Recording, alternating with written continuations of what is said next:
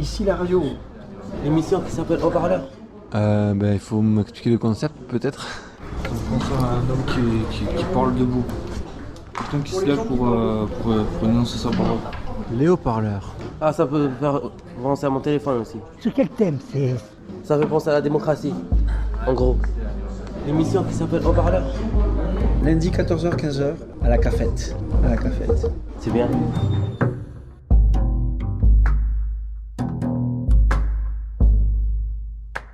Luis Mariano. Genzo. Pascal. Sandra. Bonjour, messieurs, mesdames. Je vais à la pêche à la truite et au goujon. Pourquoi il n'y a plus de merde dans les rivières? Il est un coin de France où le bonheur fleurit.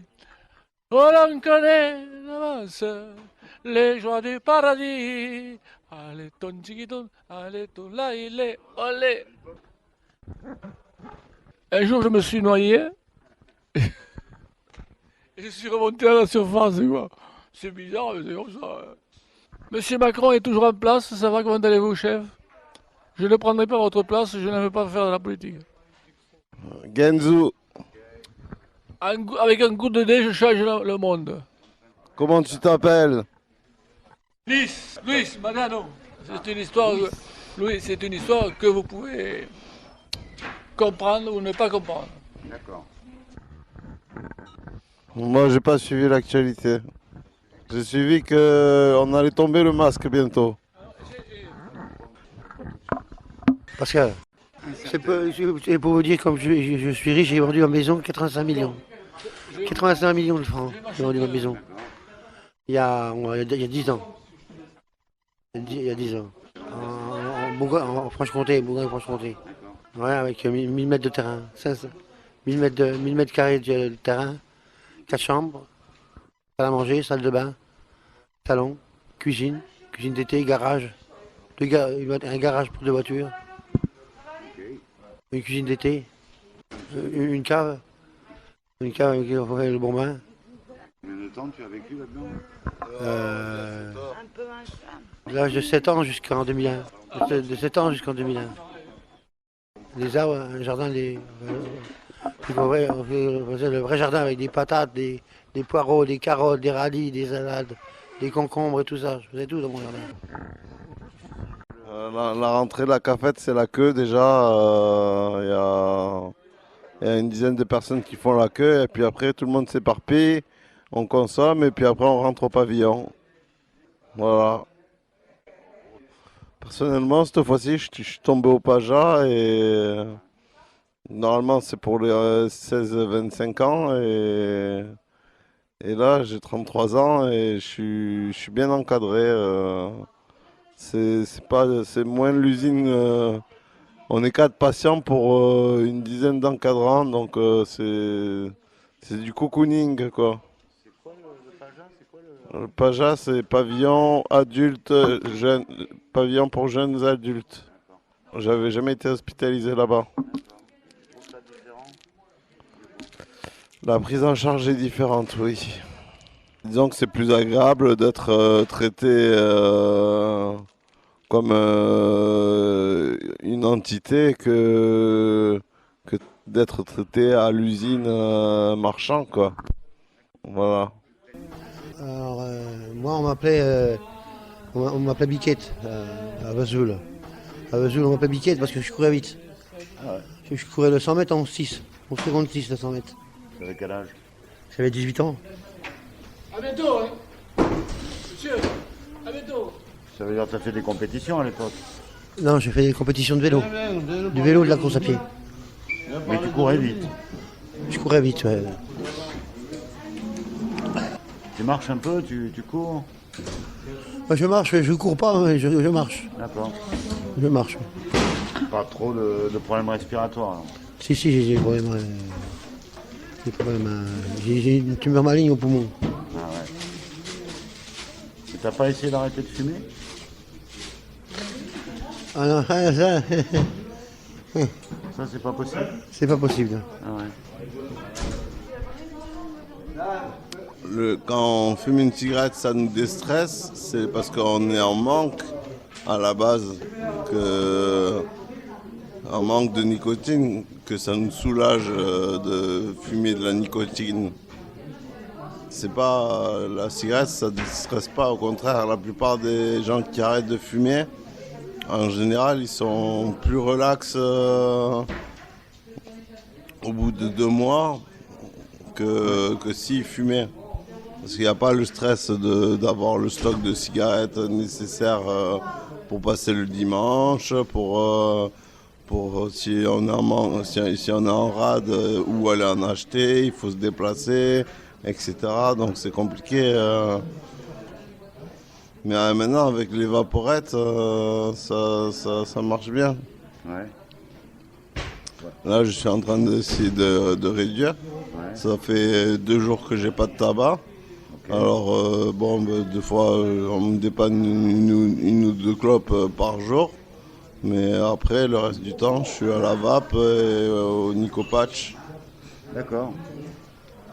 Ouais, mais là, je crois que je commence à en avoir marre de jeter de l'argent par la fenêtre. Ouais. Là, j'ai discuté avec un infirmier.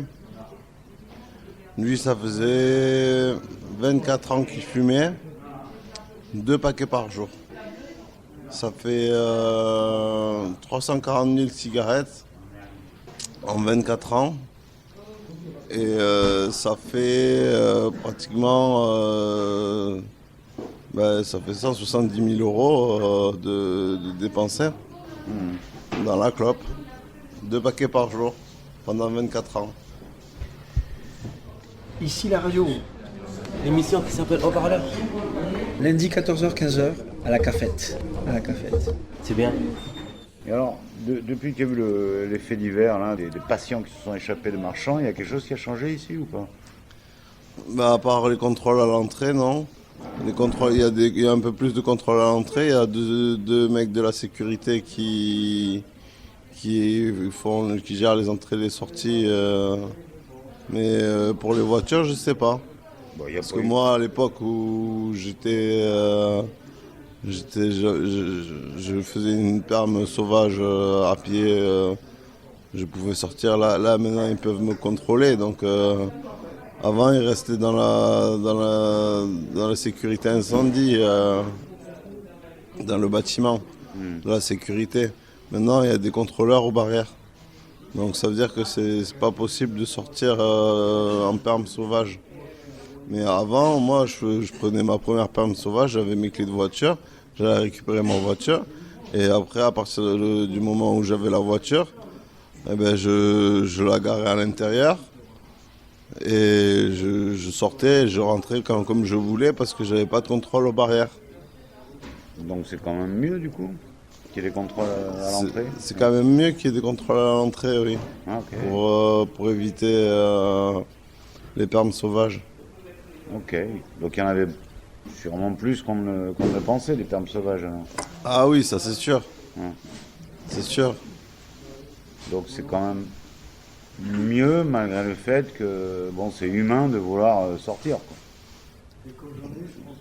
Oui, c'est humain de vouloir sortir, mais est-ce qu'on est dans les bonnes conditions pour le faire?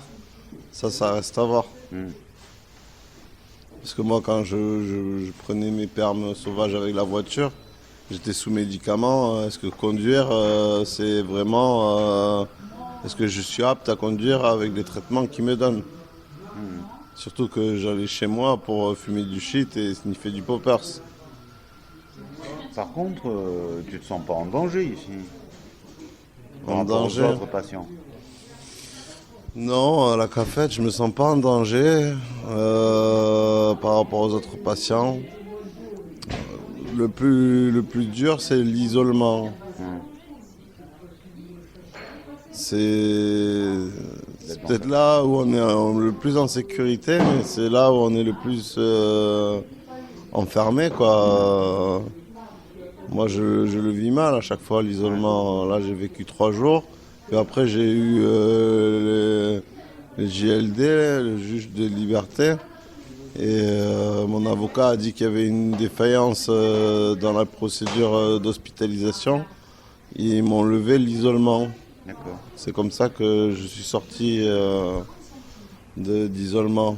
D'accord. Après, ils ne pouvaient plus me mettre en isolement. Enfin, ils auraient pu faire une nouvelle procédure, mais ils ne l'ont pas fait. Ils ont accepté de me laisser sortir. Et là, comme j'étais au Paja en mode hors cadre, quoi, j'ai passé, mais j'avais une chambre, quand ils m'ont sorti d'ISO, j'avais une chambre, mais je dormais en ISO. J'avais une chambre pour la journée où je pouvais rester tranquille, mais je dormais en ISO parce que le cadre ne me permettait pas de dormir dans ma chambre encore. Et puis ils ont rectifié le tir et 2 jours après j'ai pu redormir dans ma chambre. Mais c'est compliqué de passer toute la journée, 3 jours d'affilée, sans sortir, excepté pour la douche, quoi.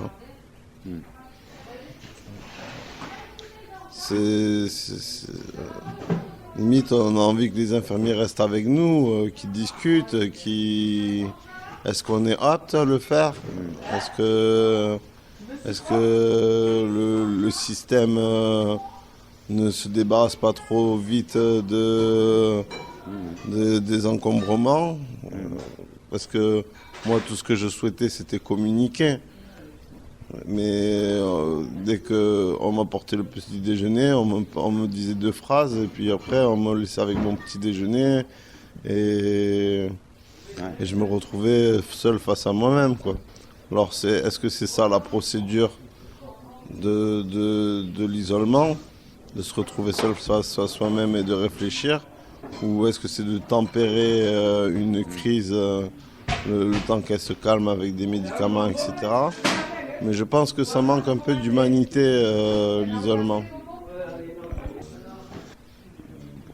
Et là, je suis tombé au Paja. Et franchement, je regrette pas.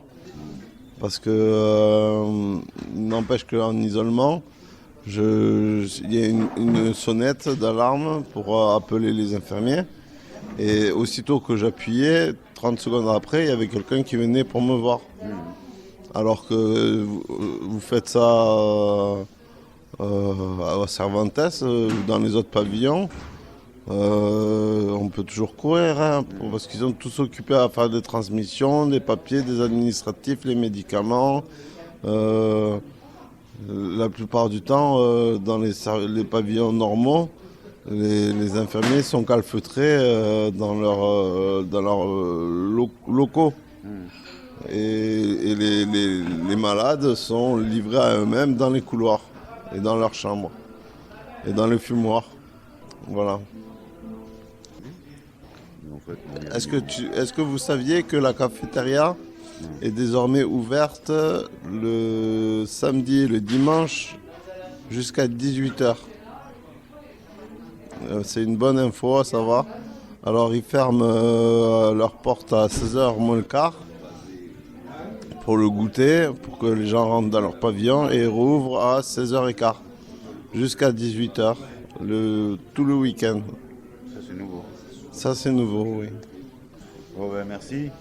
On va de rien, c'était Genzu pour Radio Campus. Sandra.